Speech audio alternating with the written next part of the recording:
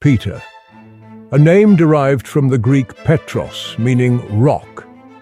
However, recent studies have shown that the R in rock was a mistranslation, and the word should in fact have begun with the letter C instead. The earliest Peter was Petros the Confused, a Greek fisherman who attempted to sell wet sand as spiritual gravel. He died in debt, having accidentally married two different sheep. Neither were aware. In medieval France, Pierre was a name reserved for men who wore too many belts and claimed to know how to duel, but fainted at the sight of wine.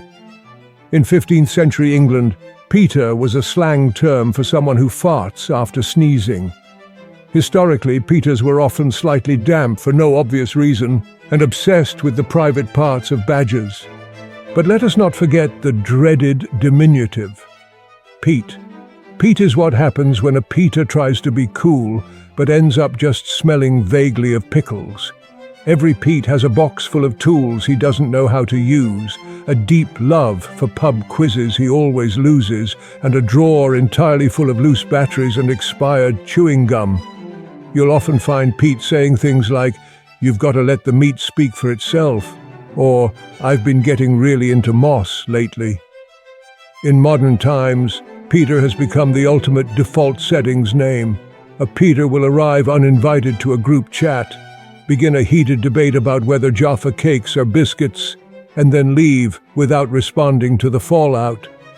Peters never lead the rebellion. They file a complaint about how it was scheduled. They don't party. They supervise. They are the human equivalent of a lukewarm puddle with opinions about printer ink.